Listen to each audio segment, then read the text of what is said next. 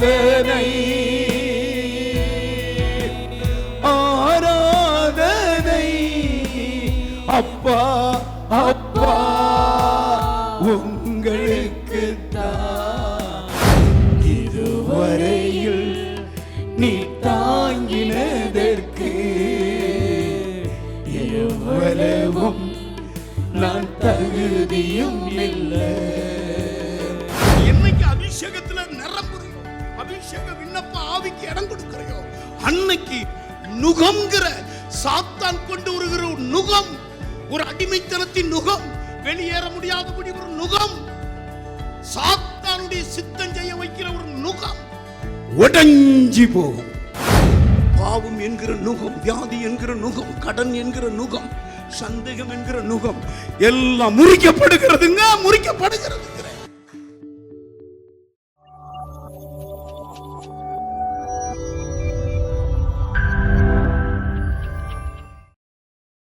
காக்கும் கேடகமே, தலையை நிமிர செய்பவரே, என்னை காக்கும் கேடகமே, தலையை நிமிர செய்பவரே, இன்று உமக்கு ஆராதனை, என்றும் உமக்கே ஆராதனை, என்று உமக்கே ஆராதனை, என்றும் உமக்கே ஆராதனை. உம்மை நோக்கி நான் கூப்பிட்டேன், எனக்கு பதில் நீர் தந்தீரையா.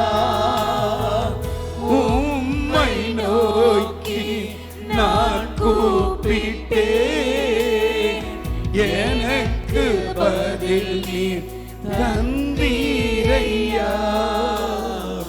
படுத்து உறங்கி விழித்தேன், நீரே என்னை தாங்குவீர். படுத்து உறங்கி விழித்தெழுவேன், நீரே என்னை தாங்குவீர். கைகளை உயர்த்தி ஆராதனை ஆராதனை அப்பா அப்பா உங்களுக்கு தான். ஆராதனை ஆராதனை அப்பா அப்பா உங்களுக்கு தான். என்னை காக்கும் கேடகமே, தலையை நிமிர செய்பவரே, கைகளை உயர்த்தி என்னை காக்கும் கேடகமே, தலையை நிமிர செய்பவரே, சூழ்ந்து நீர்க்கும் பகைவருக்கு அஞ்ச மாட்டேன், அஞ்சவே மாட்டேன்.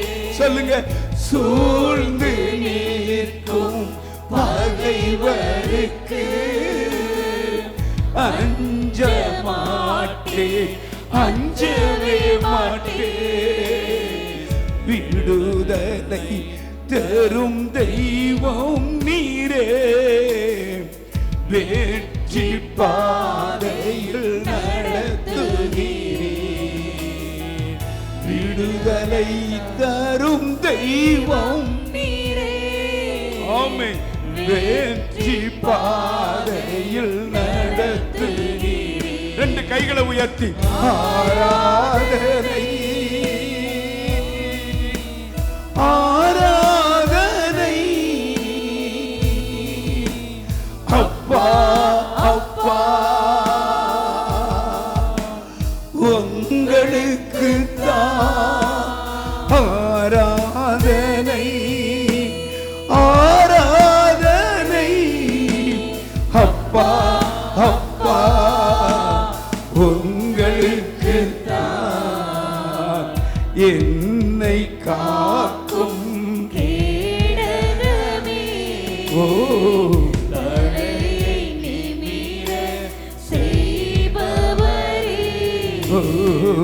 என்னை காக்கும் கேடகமே, தலையை நிமிர செய்பவரே, இன்று உமக்கு ஆராதனை, என்றும் உமக்கு ஆராதனை, இன்று உமக்கு ஆராதனை, என்றும் உமக்கே ஆராதனை. கைகளை உயர்த்துவோம். ராபா ராபா சாந்தரா. இயேசுவே சொல்லுங்க. இயேசுவே என் ஆராதனை உமக்கு தான். இயேசுவே என் பலன் உமக்கு தான். இயேசுவே என் பார்வை உமக்கு தான். இயேசுவே என் சத்தம் உமக்கு தான். இயேசுவே என் சிந்தை உமக்கு தான். இயேசுவே என் செயல் உமக்கு தான். இயேசுவே என் நட உமக்கு தான். இயேசுவே என் உட உமக்கு தான். என்னை செயலாற்றுகிற இயேசுவே. ஹல்லேலூயா. நான் சொல்ல சொல்ல வாழ்கன்னு சொல்லுங்க. என் உயிரிலும் மேலான இயேசுவே, என் உடலிலும் மேலான இயேசுவே, என் பலனிலும் மேலான இயேசுவே, என்னை திடனிலும் மேலான இயேசுவே, என் தாயை விட மேலான இயேசுவே, என் தகப்பனை விட மேலான இயேசுவே, என் தோழனை விட மேலான இயேசுவே, ஓ என் துணையாளரை விட மேலான இயேசுவே, என் கணவனை விட மேலான இயேசுவே, என் மனைவியை விட மேலான இயேசுவே, நான் பெற்ற பிள்ளைகளை விட மேலான இயேசுவே, என் சொந்தமான இயேசுவே, என் பந்தமான இயேசுவே, என் சொத்தாகிய இயேசுவே, என் சுகமாகிய இயேசுவே, என் ஜீவனாகிய இயேசுவே, எனக்கு தேவனாயிருக்கிற இயேசுவே, எனக்கு மீட்பராயிருக்கிற இயேசுவே, எனக்கு மேய்ப்பராயிருக்கிற இயேசுவே, என்னை காண்பவராயிருக்கிற இயேசுவே, என்னை காப்பாற்றுகிறவராயிருக்கிற இயேசுவே. ஓ ஹல்லேலூயா. எல்லாரும் கைகளை தட்டி அவர் அப்படித்தான் நமக்கு இருக்கிறார். ஹல்லேலூயா. ஹல்லேலூயா.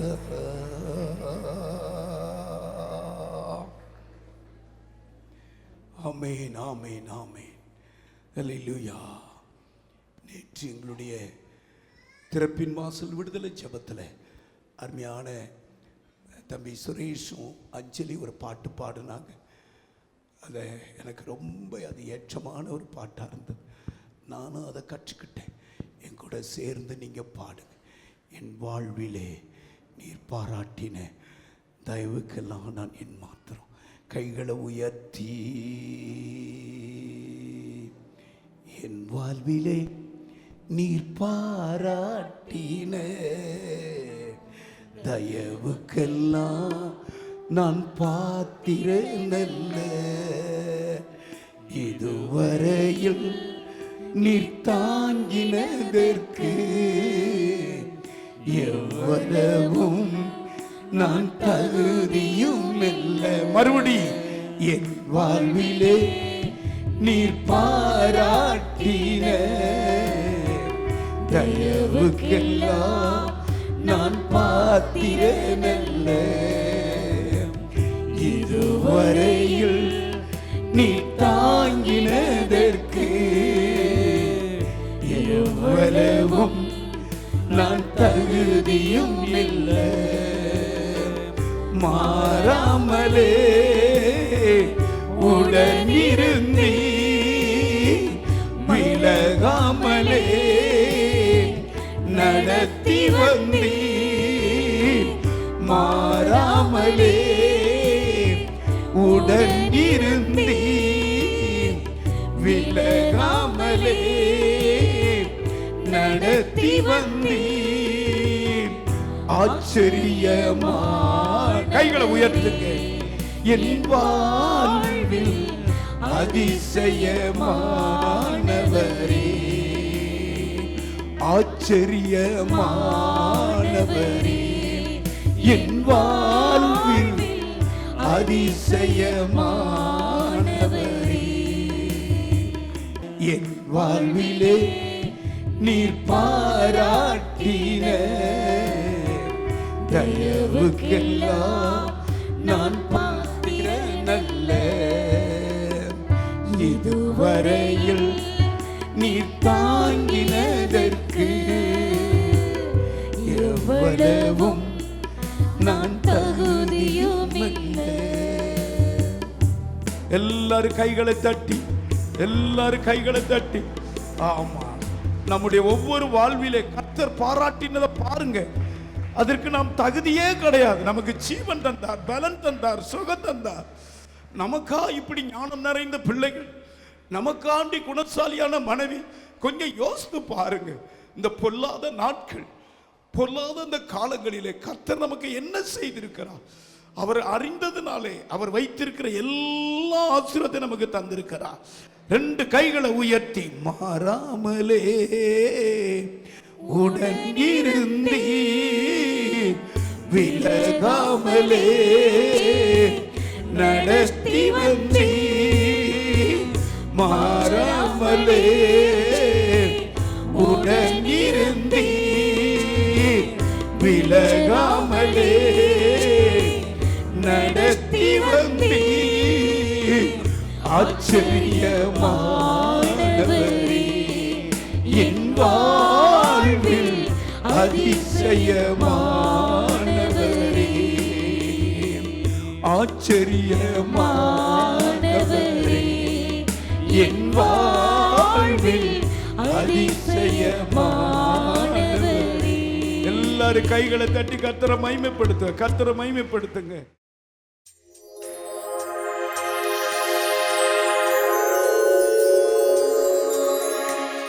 கர்த்தருடைய பரிசுத்த நாமத்துக்கு ஸ்தோத்திரம். எங்களையும் சிறு சாட்சியாக நிறுத்திய தேவாதி தேவனுக்கு கொடான கொடி ஸ்தோத்திரம். ஐயா சொன்னது போல் நான் ரொம்ப பலவீனமாக வந்தேன். ரொமட்டாய்டு ஆர்த்தரைட்டிஸ் ப்ராப்ளத்தில் நான் ரொம்ப பலவீனமாக வந்தேன். அதனால் ஒரு ஸ்டெப்பு கூட எடுத்து வைக்க முடியாது. ஐயா உன்னை ஆண்டவர் உன்னை நடக்க வைக்கிறார், நீ வா வா வான்னு சொல்லி என்னை கையை பிடிச்சி அங்கிருந்து ஆல்டர் வரைக்கும் என்னை அப்படியே நடத்தி கூட்டிகிட்டு வந்தார். அப்போவே எனக்கு பலவீனமெல்லாம் போயிடுச்சு. ஐயா தினமும் எனக்காக ஜெபிப்பார். இங்கே இருக்கிறவங்க எல்லாருமே எனக்காக ஜெபிச்சாங்க. ஆண்டவர் எனக்கு பெரிய விடுதலையை கொடுத்தாரு, ஆசீர்வதிச்சு வந்தார். அருமையான மகனுக்கு நாங்கள் பெண் பார்த்து கல்யாணம் பண்ணி வச்சோம். அது ஒரு வருஷத்துக்கு அப்புறம் கொஞ்சம் லேட் ஆனதுனால எல்லோரும் சேர்ந்து ஜெபம் பண்ணிகிட்டு இருந்தோம். ஆண்டவர் எனக்கு ஐயா மூலியமாக ஒரு வாக்குத்தத்தத்தை கொடுத்தாரு. அந்த வாக்குத்தத்த வசனத்தை அதே மாதத்தில் நிறைவேற்றினார். அருமையான பெண் குழந்தையை நாங்கள் எதிர்பார்த்துட்டே இருந்தோம். எங்களுக்கு பெண் குழந்தை தான் வேணும்னு சொல்லிட்டு ஆண்டவர் அதே போன வருஷம் இதே நாளில் எங்களுக்கு அருமையான பெண் குழந்தையை கொடுத்து ஆசீர்வதித்தார். தேவாதி தேவனுக்கு கொடான கொடி ஸ்தோத்திரங்களை ஏறெடுக்கிறேன். போன மாதத்துலேருந்து எங்கள் அண்ணாவுக்கு இந்த இடத்துல பெரிய கட்டின்னு சிறுநீர் வரலிங்க, மோசை போகலை. அப்புறம் நானும் சொன்னேன், சரி நீ சபைக்கு வா அப்படின்னு. சரி பார்க்கலாம் அப்படின்னாங்க. அந்த ஒரு மாதமும் நாங்கள் ஜபம் பண்ணிகிட்டே இருந்தோம். பெரிய ஆஸ்பத்திரியில் நீங்கள் ஆஸ்பரேஷன் பண்ணி தாகணும்னு ஒரு மாதமாக நான் ஆண்டவர்கிட்ட ஜபம் பண்ணிகிட்டே இருந்தேன். மறுபடியும் ஆஸ்பத்திரி போனோம், ஒன்றுமே இல்லைங்க, வெறும் புண்ணு தான். ஆண்டவர் நல்ல சுகத்தை எங்கள் சகோதரனுக்கு அண்ணனுக்கு கொடுத்ததுக்காக கோடி சோத்திரம் ஆண்டவருக்கு நன்றி.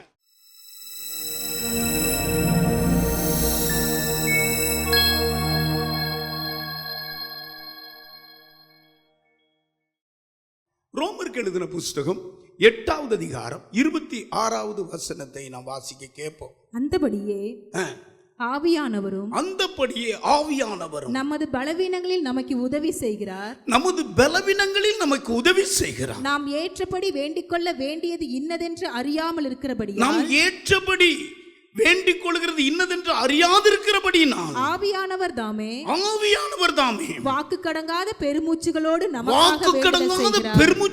நமக்காக வேண்டுதல் செய்கிறார். ஆண்டவரே எங்களோடு கூட பேசும். இயேசுவின் நாமத்தில் ஜெபிக்கிறேன் பிதாவே. இந்த பகுதி ஆவியானவர் செய்கிற விண்ணப்பத்தின் பகுதி. அருமையானவரே, அப்போஸ்தலனாகிய பவுல் ரோம சபை, அதுக்கு பேரே ரோமருக்கு எழுதின நிருபம் என்று எழுதியிருக்கிறது. இது ஒரு கடினமான பகுதி. ரோமர்கள் அந்த நாட்களில் ஆட்சி ஆண்டு அவர்களுக்குன்னு ஒரு சபையை ஸ்தாபித்து அங்கு சொல்லுகிறார். என்ன ஒரு மகிமையான காரியத்தை சொல்லுகிறார். நீங்கள் பயப்பட வேண்டியதில்லை, நீங்க கலங்க வேண்டியதில்லை. ஆவியானவர் தாமே உங்க பலவீனங்களில் உங்களுக்கு உதவி செய்து நீங்க வேண்டிக் கொள்ளுகிறது இன்னதென்று அறியாதிருக்கிறபடினால் ஆவியானவர் தாமே வாக்கு கடங்காத பெருமூச்சுகளோடு விண்ணப்பம் பண்ணி வேண்டுதல் செய்வார். கைகளை தட்டி கர்த்தரை மகிமைப்படுத்துங்க. அல்லேலூயா. ஆண்டவராகிய இயேசு கிறிஸ்து 3 வருடம் தான் ஊழியம் செய்தார். 30 வருடம் தன் தாய் தகப்பனிடத்தில் அடங்கி இருந்தார். அதை பற்றி நமக்கு வெளியே வராத ஒரு காரியம். 3 வருட ஊழியம், மகிமையான ஊழியம். அவர் ஊழியம் செய்துட்டு நான் பரமேறுவேன், நான் பரலோகத்திற்கு போவேன், 3ஆவது நாள் உயிரோடு எழும்பி நான் பரலோகத்துக்கு போனதுக்கு பிறகு என்றென்றைக்கும் உங்களோடு கூட இருக்கும்படி சத்திய ஆவியாகிய தேற்றரவாளனாகிய உங்களை அனுப்புவேன். கைகளை உயர்த்தி அல்லேலூயா. ஆவியானவரை நான் உங்களுக்கு அனுப்புவேன். அந்த ஆவியானவரை பெற்றுக்கொள்ற வரைக்கும் நீங்கள் எருசலேம்ல காத்துருங்க, உன்னதத்திலிருந்து ஒரு பலன் வரும் அப்படின்னு சொல்லிட்டு அவர் பரமேறினார், பரலோகத்துக்கு போனார். இவங்க 120 பேர் மேல் வீட்டில் அப்படி இருக்காங்க. அந்த காலம் பயத்தின் காலம், நடுக்கத்தின் காலம், திகிலின் காலம். இயேசு கிறிஸ்துவையே பிடித்து அடித்து சித்திரவதை பண்ணி அவரை கொலை செய்தார்களே, நமக்கும் அப்படி செய்வார்கள் என்று அப்படி அவங்க அந்த மேலறையில் இருக்கும் பொழுது வார்த்தையை விசுவாசிட்டு இருக்காங்க. உன்னதத்திலிருந்து ஒரு பலன் வருமே. திடீரென்று சடுதியாய் ஒரு முழக்கம் உண்டாகி அவள் உட்கார்ந்திருந்த வீடு முழுவதும் நிரப்பிட்டு கையை உயர்த்தி. அது வரைக்கும் அந்த ஆச்சரியத்தை அவங்கள பார்க்கல. நாவெல்லாம் அக்னிமயமான நாவுகள் ஆகுது, உள்ளத்துக்குள்ள மாபெரும் பலன் வருது, சத்துவம் வருது, முகம் மாற்றப்படுகிறது, மறுரூபமாக்கப்படுது. நம்ம தானா அப்படின்னா இல்ல, உள்ள ஆவியானவர் ஒளி வீசி கொண்டிருக்கிறார். கைகளை உயர்த்தி அல்லேலூயா, அல்லேலூயா. பயந்து நடுங்கி கொண்டிருக்கிறவங்க எருசலேம், யூதேயா, சமாரியா, பூமி கடையாந்தார் வரைக்கும் சாட்சியாய் போறாங்க, நிமிந்து போறாங்க. பெண்ணு முன்னால சத்தியம் பண்ண சபிச்ச அதே பேதுரு, அவர் பிரசங்கத்தில் 3000 பேர் ரட்சிக்கப்படுறாங்க, 5000 பேர் ரட்சிக்கப்படுறாங்க, திரள் ஜனங்கள் ரட்சிக்கப்படுறாங்க. அது மாத்திரமல்ல, பேதுரு நடந்து போனா அவன் நிழல் பட்டா சுகமாயிருவாங்கன்னு வியாதிஸ்தரில் கடத்தி வச்சிருக்கிறாங்க. பேதுரு நிழல் பட்டு சுகமாகுது. கைகளை தட்டி, இதெல்லாம் ஆவியானவர் செய்யற வேலை. ஆவியானவரை அடக்க முடியாது, ஆவியானவரை தடை பண்ண முடியாது. ஆவியானவரே இயேசு கிறிஸ்துவுக்குள்ள இருந்த அதே ஆவிதான் எப்பொழுது நம் மேல ஊற்றப்பட்டிருக்கிறது. இதுக்கு பேரு பரிசுத்தத்தின் ஆவி. பாவத்தை குறித்து, நீதியை குறித்து, நியாய தீர்ப்பை குறித்தும் கண்டித்து உணர்த்தி கொண்டிருக்கிற இந்த ஆவியை நீங்க இன்னைக்கு பெற்றுக்கொள்ளணும். இந்த ஆவியானவர் தான் வாக்கு கடங்காத பெருமூச்சுகளோடு விண்ணப்பம் பண்ணி வேண்டுதல் செய்து கொண்டே இருப்பார். ஆவியானவரை பெறாம நீங்க ஒரு பேர் கிறிஸ்தவனா இருக்காதீங்க. அதுல ஒரு நன்மையும் கிடையாது, கீழே விழுந்துருவீங்க. ஆவியானவரை நீங்க வாங்க, அது ஒரு மாபெரும் சக்தி. கையை உயர்த்தி, அதுக்கு பேர் டுனோமிஸ் இருக்கு, கிரேக்க வார்த்தை. அது தேவ பக்கமாய் உங்களை இழுத்துக்கொண்டே இருக்கும், பரிசுத்தத்தின் பக்கமாய் இழுத்துக்கொண்டே இருக்கும். அப்போஸ்தலர் நடபடி மட்டும் ஆமேன் என்று முடிவு பெறாத புஸ்தகம். அப்படி என்றால் என்ன? ஆவியானவர் ஊற்றப்பட்டு கொண்டே இருக்கிறார், என்னாலும் எப்பொழுதும் ஊற்றப்பட்டு கொண்டிருக்கிறார். நீங்க பெற்றிருக்கீங்களா? விசுவாசிகளானது போது பரிசுத்தாவி பெற்றீர்களா? இன்றைக்கு இந்த ஆவியானவர் மேல ஒரு தாகம் வரட்டும், இந்த ஆவியானவர் மேல ஒரு வாஞ்ச வரட்டும். தாகம் உள்ளவன் மேல் என் ஆவியை ஊற்றுவேன், வறண்ட நிலத்தின் மேல் ஆறுகளை ஊற்றுவேன். இந்த சந்ததியின் மேல் என் ஆவியையும், சொல்லுங்க, சந்தானத்தின் மேல் ஊற்றுவார். ஆவியானவர் ஊற்றப்படுகிறது. ஆமா, நீ பலவீன பாண்டம் என்று அறிந்து உன்னை பலப்படுத்த ஆவியானவர் அனுப்பி இருக்கிறார். நீ ஒரு வியாதிக்காரி என்று அறிந்து உன் வியாதியை நீக்க ஆவியானவர் அனுப்பி இருக்கிறார். ஆவியானவரை வேதம் சொல்லுகிறது. அந்தப்படி ஆவியானவரும் நமது பலவீனங்களில் நமக்கு உதவி செய்கிறார். நாம் ஏற்றபடி வேண்டிக் கொள்கிறது என்னென்று அறியாதிருக்கிறபடினா ஆவியானவர் தாமே வாக்கு கடங்காத பெருமூச்சுகளோடு நமக்காக, எல்லாரும் சேர்ந்து சொல்லுங்க, ஆவியானவர் தாமே உங்களோடு கூட இணைஞ்சு உங்களை ஜெபிக்க வச்சுக்கிட்டே இருப்பார். உங்களோடு கூட இருந்து ஒரு ஏங்கல், ஒரு தாகம் உங்களுக்குள்ளே ஒரு வாக்கு கடங்காத அப்படியே ஒரு பெருமூச்சு விட்டு அழுகிறது. ஆமா, அது இயற்கைக்கு அப்பாற்பட்ட ஒரு பாரத்தை ஆவியானவர் தந்துடுவார். ஆவியானவர் அசைவாடுன காலத்தை பாருங்க. ஆவியானவரை யாரும் நிறுத்த முடியாது, தடை பண்ண முடியாது. பூட்டப்பட்ட அறைக்குள்ள தெய்வ பிள்ளைகளை போட்டாங்க, ஆனா ஆவியானவர் உள்ள போனாரு. ஆமா, இருப்பு அறையாமா தட்டுனாரு, ஆளை போல விடுதலை ஆயிடுச்சு. கைகளை உயர்த்தி அல்லேலூயா. அந்த காலங்களிலே, ஆவியானவருடைய காலங்களிலே பவுலும் சீலாவும் ஜெயிலுக்குள்ள கிடந்தாங்க. அவங்க அதை பற்றி நினைக்கவே இல்லை. ஆவியானவர் கிரியை செய்வார்னு நினச்சி ராத்திரியில பாடி துதிக்கிறாங்க. சங்கிலிகள் அறுக்கப்படுகிறது, கட்டுகள் விலகிறது. அல்லேலூயா. ஆமாம், காவலாளிகள் தற்கொலை பண்ண போகிறாங்க. ஐயோ, இவங்கெல்லாம் தப்பிச்சிட்டாங்கன்னு சொல்கிறாரு. உனக்கு ஒரு கெடுதியும் பண்ண வேண்டாம், நாங்கள் இங்கே தான் இருக்கிறோங்கிறாரு. இதெல்லாம் ஆவியானவர் செய்கிற வேலை. கைகளை தட்டி ஆவியானவர் அப்போஸ்தலர் காலத்தில் எழும்பி நிற்கும் பொழுது சிமியோன் மந்திர புத்தகங்கள், மந்திர மாலைகளை கொண்டு போட்டாங்க. அப்போஸ்தலர் காலத்துல பாதத்துல தீ கொளுத்தினாங்க. குறி சொல்லுகிற ஆவி கட்டப்பட்டது. குறி சொல்லுகிற ஆவியை பார்த்து அப்படி சினம் கொள்றாரு. அந்த ஆவி உடைஞ்சு விழுது. எபேசு பட்டணத்துல, அந்த பட்டணமே மகாதேவியாகிய தீனாளுடைய விக்கிரங்கள் உச்சி இருந்தது. ஆனால் பவுல் அந்த பிரசங்க பட்டணத்துக்குள்ள போய் ஆவியானவர் இணையும் போது அது ஒன்றும் இல்லாமல் போயிருச்சு. ஹல்லேலூயா. கேப்பாரற்று போயிருச்சு. தட்டானுக்கு அங்கே வேலையே கிடையாது. வேதம் சொல்லுகிறது, மகாதேவியாகிய தீனாளுடைய விக்கிரங்கள் எண்ணமற்று போயிருச்சுங்கிறது. அப்படி இருக்கிறது. ஏன் தெரியுமா? ஆவியானவர் பலமாய் கிரியை செய்தார். அன்றைக்கு அல்ல, இன்றைக்கும் ஆவியானவர் கிரியை செய்ய போகிறார். ஆவியானுடைய வேலை என்ன வேலை? ஜெபம் பண்ற வேலை. இருக்கிறதுலையே சக்தியிலேயே பெரிய சக்தி ஜெபம் பண்ற சக்தி. கை உயர்த்தி வாக்கு கடங்காத பெருமூச்சுகளோடு விண்ணப்பம் பண்ணி வேண்டுதல் பண்ணுவார். ஜெபம் பண்ணு, ஜெபம் பண்ணு, ஜெபம் பண்ணு, ஜெபம் பண்ணிட்டே இருப்பார். உங்களோடு ஜெபிக்க, உங்களை ஜெபிக்க வைக்கிற ஆவிதான். அல்லேலூயா. ஆமா, ஆவியானவருடைய வேலையை நான் சொல்றேன். ஆவியானவர் யார் தெரியுமா? நான் சொல்ல ஆமேன்னு சொல்லுங்க. ஆவியானவர் உன்னை அறிந்திருக்கிற ஆவியானவர், உன்னை அலச்சலைகிற அறிந்த ஆவியானவர், உன்னை ஆட்கொண்ட ஆவியானவர், உன்னை அபிஷேகித்த ஆவியானவர், உன்னை ரட்சித்த ஆவியானவர், உன்னை பாதுகாத்த ஆவியானவர், மரணத்துக்கு தப்புவித்த ஆவியானவர், மந்திரவாத சக்திகளுக்கு தப்புவித்த ஆவியானவர், விக்கிரகம் கிரியைகளுக்கு உன்னை தப்புவித்த ஆவியானவர். ஆமென். பின்மாற்றத்துக்கு கூட தப்புவித்து உன்னை நிலைப்படுத்தி இருக்கிற ஆவியானவர். கைகளை தட்டி கர்த்தரை மகிமைப்படுத்துங்க, மகிமைப்படுத்துங்க, மகிமைப்படுத்துங்க. ஹல்லேலூயா, ஹல்லேலூயா. ஆவியானவர், கவனிங்க, ஆவியானவர் நமக்குள்ள இருந்து வாக்கு கடங்காத பெருமூச்சுகளோடு விண்ணப்பம் பண்ணி வேண்டுதல் செய்வாராம். உங்களுக்கு தெரியுமா? சோதோம் குமோரா பட்டணத்தை அழிக்க வரும் பொழுது, அபிஷேகம் பெறாத காலத்துல ஆபிரகாம் திறப்புல நிற்கிறார். ஆண்டவரே, ஒரு பட்டணத்துல 50 நீதிமான் நிமித்தம் துன்மார்க்கனை அழிக்க வாரீர், அதோடு கூட நீதிமானை அழித்தீர்வீரோ? ஆண்டவர் சொல்றார், 50 நீதிமான் இருந்தா அழிக்க மாட்டேன்.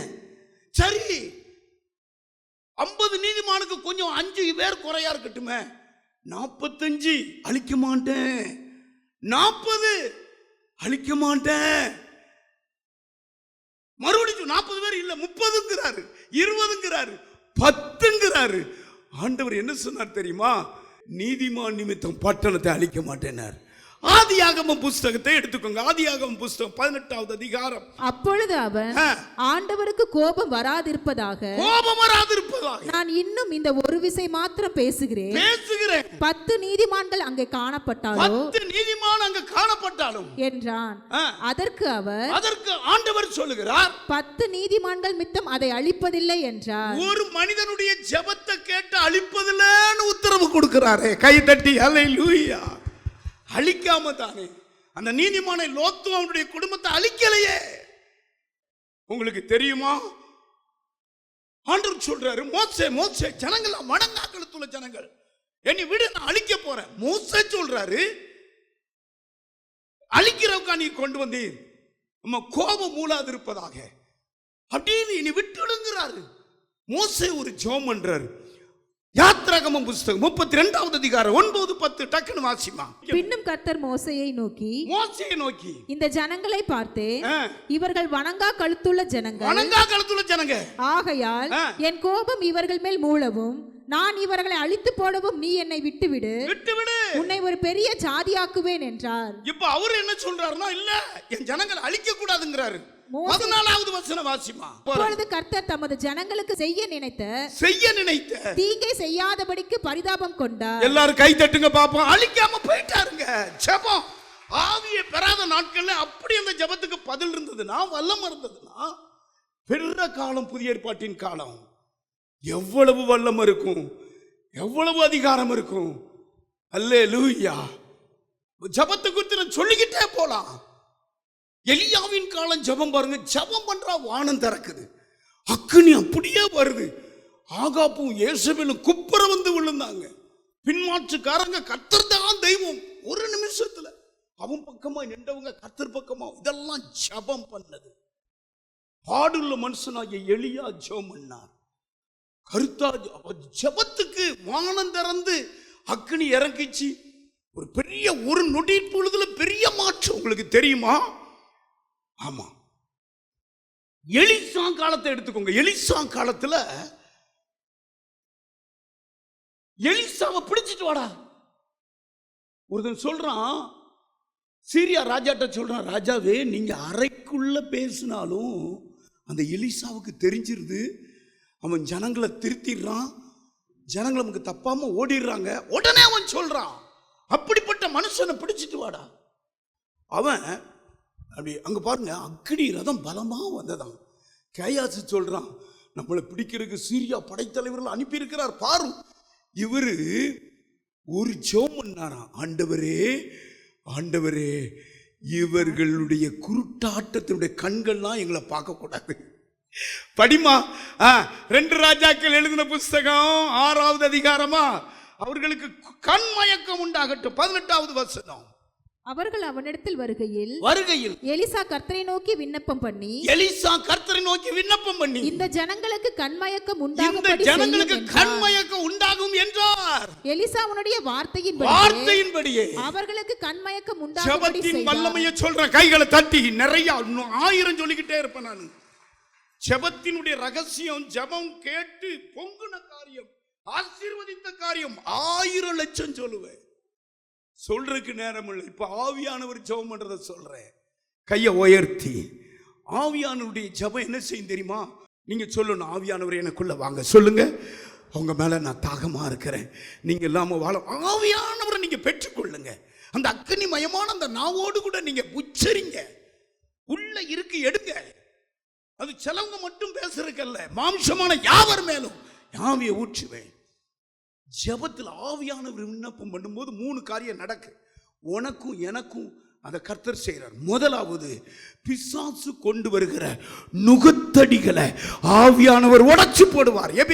அதாவது ஏசாயா எழுதின புஸ்தகம் 10வது அதிகாரம் 27வது வசனம். அந்நாளில் உன் தோளில் நின்று அவன் சுமையும், அந்நாளிலே தோளில் இருந்து உன் சுமையும், உன் கழுத்தில் நின்று அவன் நுகமும் நீக்கப்படும். உன் கழுத்தில் இருந்து நுகம் நீக்கப்படும். அபிஷேகத்தினால் நுகம் முறிந்து போகும். அபிஷேகம் எந்த நாளுங்க? நீ என்னைக்கு அபிஷேகத்துல நிரம்புறையோ, அபிஷேக விண்ணப்ப ஆவிக்கு இடம் கொடுக்கிறையோ, அன்னைக்கு நுகம்ங்கிற சாத்தான் கொண்டு வருகிற ஒரு நுகம், ஒரு அடிமைத்தனத்தின் நுகம், வெளியேற முடியாதபடி ஒரு நுகம், சாத்தானுடைய சித்தம் செய்ய வைக்கிற ஒரு நுகம் உடைஞ்சி போகும், முறிந்து போகும். தலைக்கு மேல கை தட்டுங்க. நான் அந்த ஊருக்கு வரும்போது சார்லஸ், இந்த 2 பக்கமும் மாட்டு வண்டி தான் கிடக்கும். மாட்டு வண்டி அங்க வரைக்கும் கிடக்கும். மாட்டு வண்டி லாடம் 10 பேர் அடிச்சுக்கிட்டு இருப்பாங்க. லாடம் காலு கையை கட்டி அப்படி இருப்பாங்க. இவங்கெல்லாம் தெரிஞ்ச ஊர் தானே.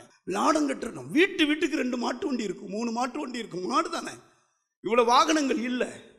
காய்கறி மார்க்கெட்டுக்கு போகும் வரும், சாணியா தான் கிடக்கும்.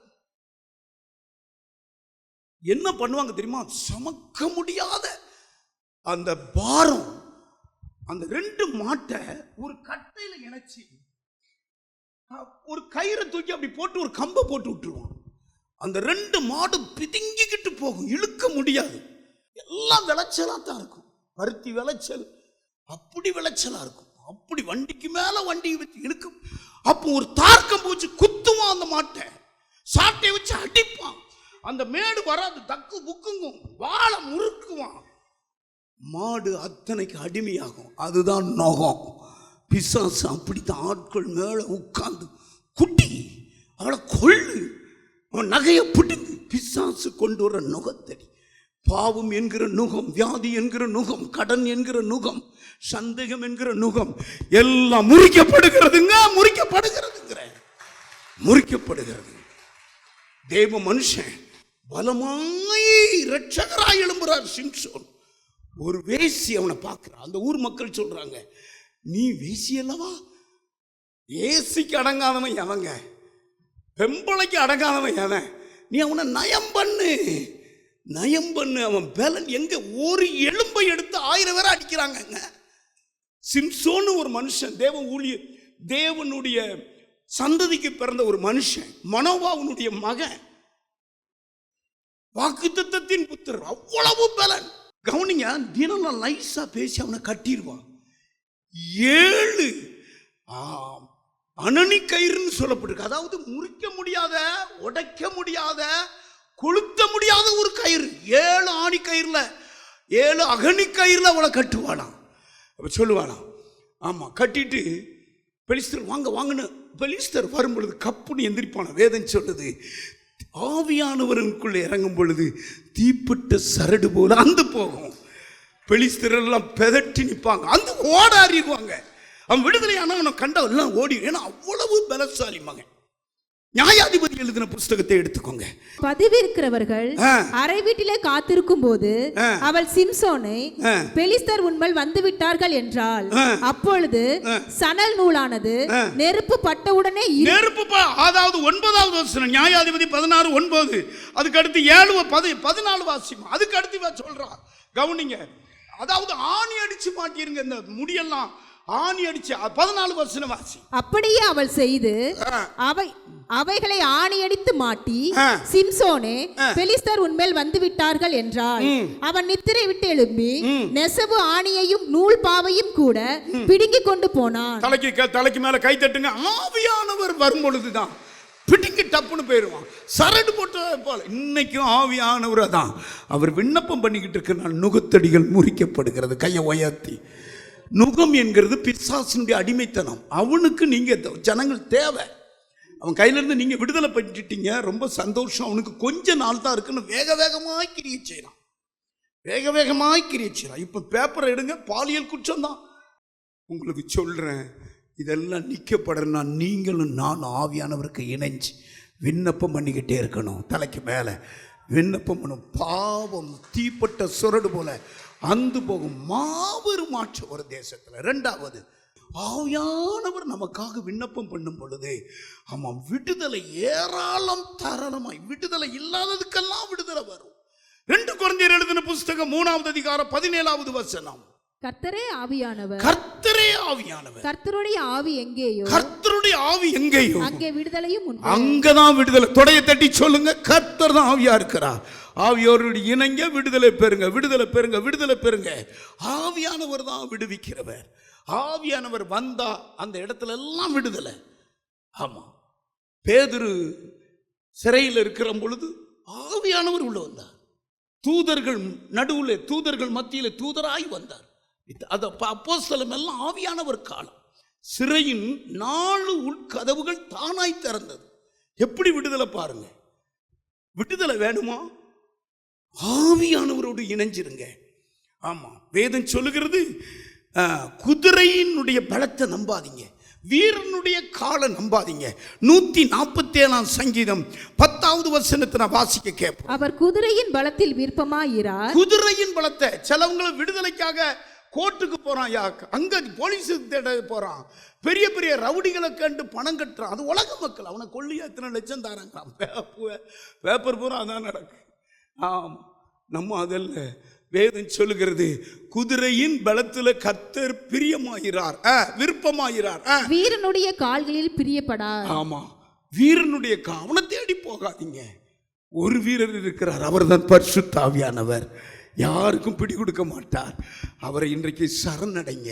வேதம் சொல்லுகிறது, பலத்தினாலும் அல்ல, பலன் செய்ய முடியாதது, பலத்தினாலும் அல்ல, பராக்கிரம வீரன் செய்ய முடியாதது ஆவியானவர் சீக்கிரம் செஞ்சிருவார். ஆவியானவரை தடை பண்ண முடியாது. எத்தனை பேர் அந்த ஆவியானவர்களை இணைக்க போறீங்க? ஆவியானவரே வாங்கும் எனக்குள்ளே வந்து, ஆமாம், வாக்கு கடங்காத அந்த பெருமூச்சு விட்டு என் கூட இருந்து ஜெபம் பண்ணும்.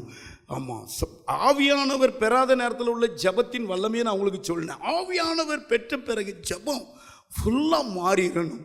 ஆமாம், முழுக்க கர்த்தரை நம்பிருங்க. ஆவியானவர் வந்துடுவார். சடீர்னு அற்புதம் செஞ்சுட்டு விடுதலை கொடுத்துட்டு போய்கிட்டே இருப்பார். ஒரு அம்மா ரகசியமாக ஜெபம் பண்ணுவாங்க. புருஷன் என்னென்னமோ பண்ணா, இவன் ஜெபத்தை நிப்பாட்டுறதற்கு மந்திரவாதம் சொல்லலாம். அப்படியே பெரிய குடும்பம். எங்கள் வீட்டுக்கு போனாலே அப்பா ஏசுறாங்க, என்னடா உன் மனைவி பைவில் தூக்கிட்டு ஜெபத்துக்கு போகிறா, எத்தனையோ தடவை நீ பைவில் பிடிங்கிட்ட, தீ வச்சுட்ட, இருந்தாலும் இப்போ பைவில் இல்லாமல் அவன் என்னென்னமோ முணங்கிக்கிட்டே இருக்கிறா. இந்த ஆளை இந்த மாதிரி மந்திரவாதிக்கிட்ட போய் அதை கட்டு இதை கட்டு, உன் மனைவி கோயிலுக்கு போகாமல் இருப்பான்னு சொன்னால் அவர் நிறைய பணத்தை கொண்டு வந்து ஆணி அடித்து ஒரு இதெல்லாம் சாஸ்திரம்லாம் வச்சுருப்பாங்களாம். இந்த அம்மா ரூமில் தான் படுத்துருக்குமா, ஆட்டோமேட்டிக்காக அது உடஞ்சி போகுமா. கட்டியிருப்பானா என்னென்னமோ கட்டு, ஆட்டோமேட்டிக்காக அது இல்லாமல் போயிருமா. ஹல்லேலூயா. ஆமாம், என்னென்னமோ அந்த அம்மாவுக்கு என்னென்னமோ மாய மந்திரம் பண்ணியிருக்கார். கர்த்தரை விட்டு போகலான்னு பிரிச்சிடணும்னு. இந்த சக்தி பெருசா, அந்த சக்தி பெருசா. ஆவியானுடைய சக்தி பெரிய சக்தி. அவர் என்ன ஓட்டு முடிச்சு போட்டாலும் கரண்டு கீழே விழுந்துருமாமா. இதெல்லாம் ஆவியானவர் விடுதலை. பக்கத்தில் பார்த்து சொல்லுங்க, கர்த்தருடைய பிள்ளையா இருந்தா உன்னை யாரும் மடக்கி கட்டி வைக்க முடியாது. ஆமாம், உனக்கு கர்த்தர் டான்னு விடுதலை தந்துக்கிட்டு இருப்பார். உன்னை யாரும் சிக்க வைக்க முடியாது. சொல்கிறான்லவா? ஆமாம், உங்களுக்கு 1,00,000 ரூபா லாட்டரியில் அடிச்சிருக்கிறது. அதுக்கு நீங்கள் இப்பொழுது ஒரு 3,000 ரூபா கொடுத்தா போதும், உங்கள் அக்கௌண்ட்டில் வரும். இதெல்லாம் ஏமாத்து. ஆவியானவர் வந்தால் தெளிவை தருவார்.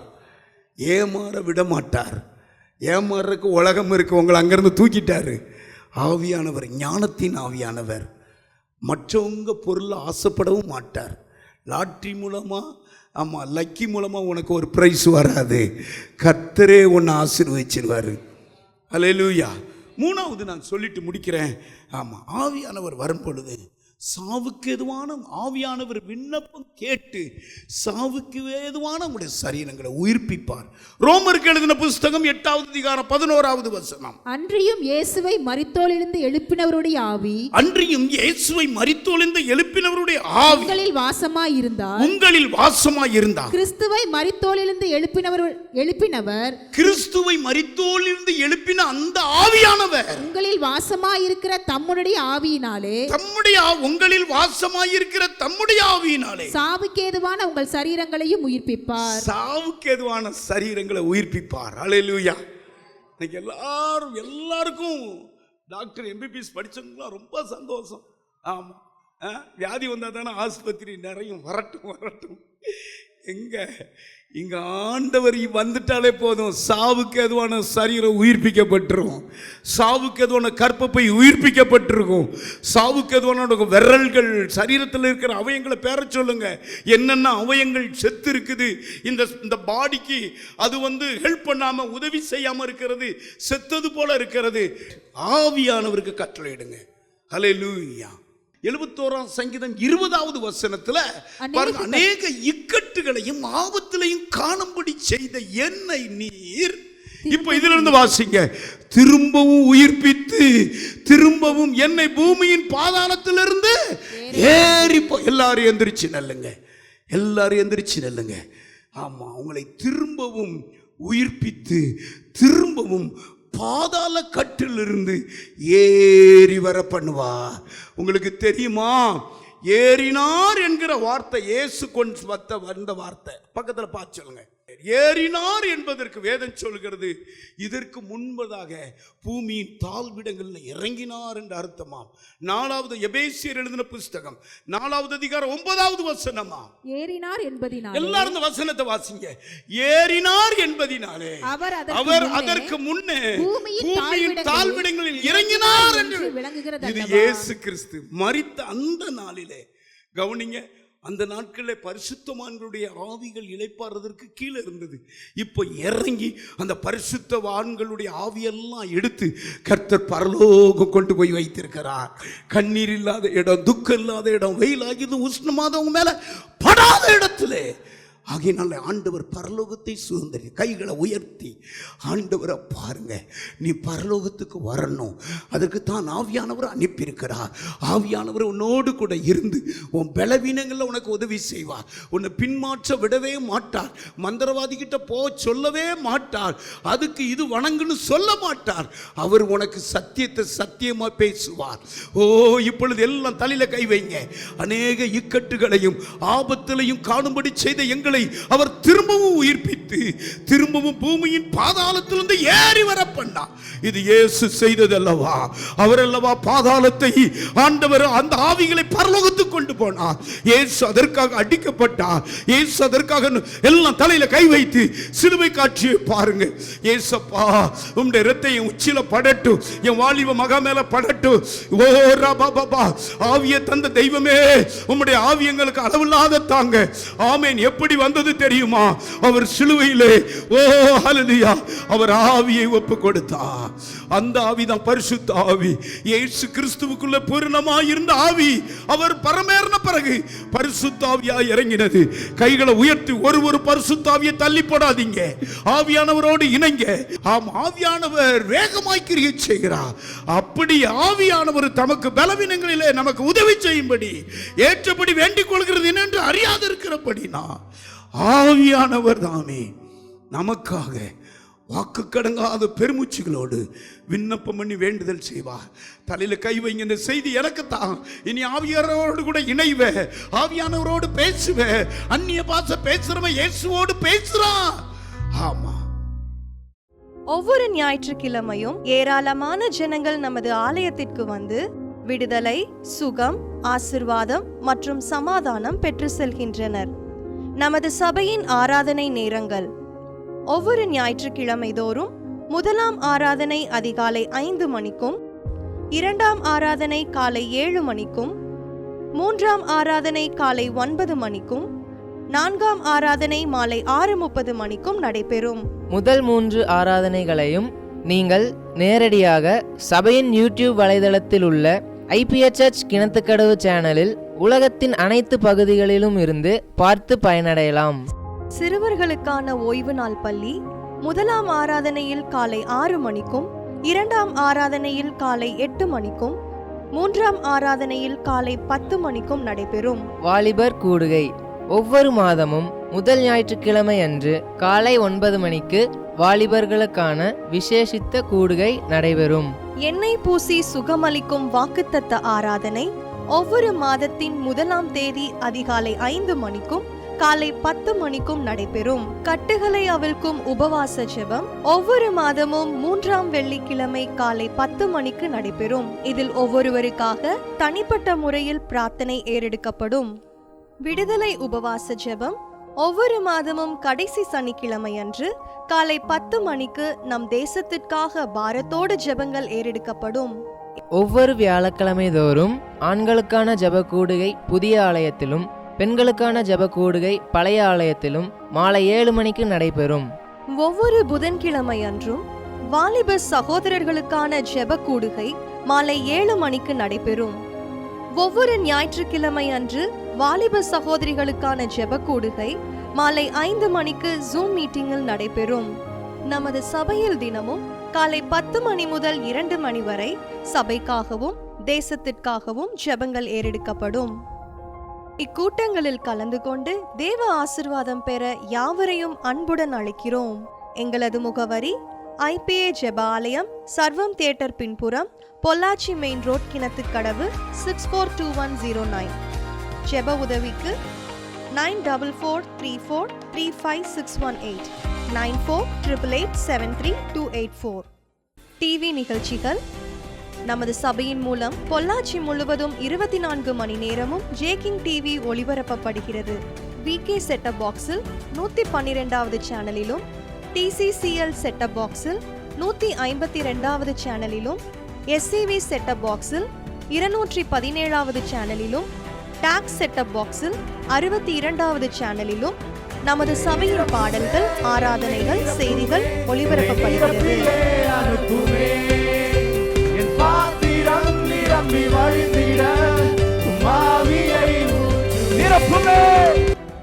தமிழ்நாடு முழுவதும் பைபிள் டிவியில் தினமும் மாலை 6:30 மணிக்கும், பெனியல் டிவியில் தினமும் காலை 7:30 மணிக்கும் நமது சபையின் நிகழ்ச்சிகள் ஒளிபரப்பப்படுகிறது. இந்த டிவி ஊழியங்களின் மூலம் ஆயிரக்கணக்கான ஜனங்கள் ஆசிர்வதிக்கப்பட ஜெபித்துக் கொள்ளுங்கள்.